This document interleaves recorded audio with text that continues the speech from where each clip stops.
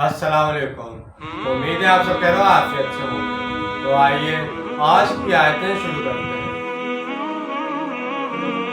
بسم اللہ الرحمن الرحیم۔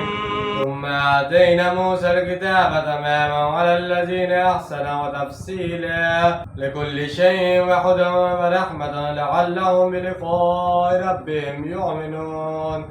شروع اللہ کے نام سے جو بڑا مہربان نہایت رحم کرنے والا ہے۔ پھر ہم نے موسیٰ علیہ السلام کو کتاب دی تھی اپنی نعمت پوری کرنے کے لیے احسان کی روش اختیار کرنے والے پر، اور اس میں تھی ہر شے کی تفصیل اور ہدایت اور رحمت تاکہ وہ اپنے رب کے حضور حاضری پر پورا یقین رکھیں۔ حضرت عبداللہ بن عباس رضی اللہ عنہ کے نزدیک سورہ بنی اسرائیل کے تیسرے اور چوتھے رکوع میں جو احکام ہیں وہ تورات کے احکام عشرہ کا خلاصہ ہے۔ وَهَذَا الْكِتَابَ أَنزَلْنَاهُ مُبَارَكٌ فَاتَّبِعُوهُ وَاتَّقُوا لَعَلَّكُمْ تُرْحَمُونَ۔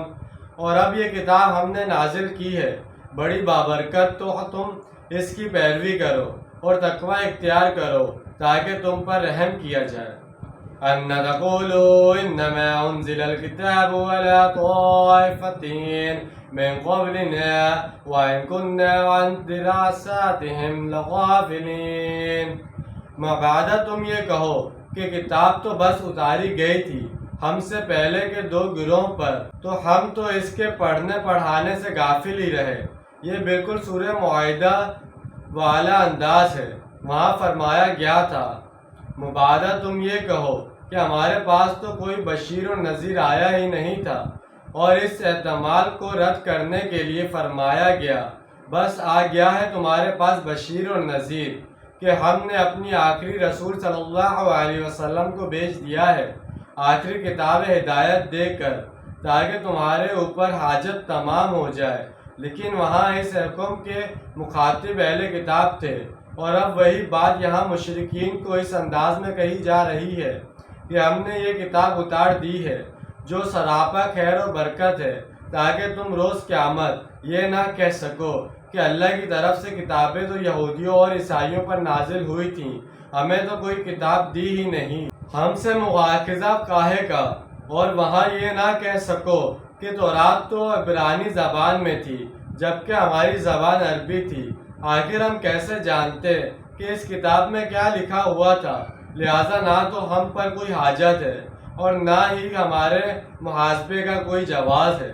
أَوْ تَقُولُ لَوْ أَنَّا أُنزِلَ عَلَيْنَا الْكِتَابُ لَكُنَّا أَهْدَىٰ مِنْهُمْ فَقَدْ جَاءَكُم بَيِّنَاتٌ مِّن رَّبِّكُمْ وَهُدًى وَرَحْمَةٌ فَمَنْ أَظْلَمُ مِمَّنْ كَذَّبَ بِآيَاتِ اللَّهِ وَصَدَّفَ عَنْهَا سَنَجْزِي الَّذِينَ يَصْدِفُونَ عَنْ آيَاتِنَا سُوءَ الْعَذَابِ بِمَا كَانُوا يَصْدِفُونَ۔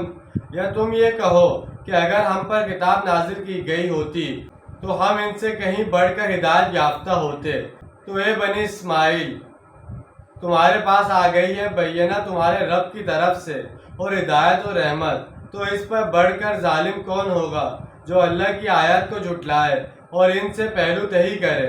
ہم عنقریب سزا دیں گے ان لوگوں کو جو ہماری آیات سے پہلو تہی کرتے ہیں، بہت ہی برے عذاب کی بسبب ان کے اس پہلو تہی کرنے کی۔ یعنی تم روز قیامت یہ دعویٰ لے کر نہ بیٹھ جاؤ کہ ان بیوقوفوں نے تو اللہ کی کتابوں تورات اور انجیل کی قدر ہی نہیں کی، ہمیں اللہ نے کتاب دی ہوتی تو پھر ہم بتاتے کہ کتاب اللہ کی قدر کیسے کی جاتی ہے۔ یعنی تمہارے پاس اللہ کا رسول اس کی کتاب لے کر آ چکا ہے جس میں واضح اور مستحکم احکام موجود ہیں۔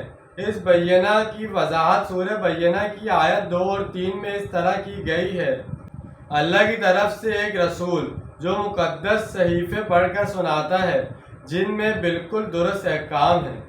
تو جیسے کہ آج ہم نے چند آیتوں کا ترجمہ اور تفسیر بیان کی ہے، امید ہے آپ کو سمجھ میں آیا ہوگا، پسند آیا ہوگا۔ ملتے ہیں اگلی ویڈیو میں، اپنا ڈھیر سارا خیال رکھیے گا، اپنوں سے زیادہ دوسروں کا خیال رکھیے گا۔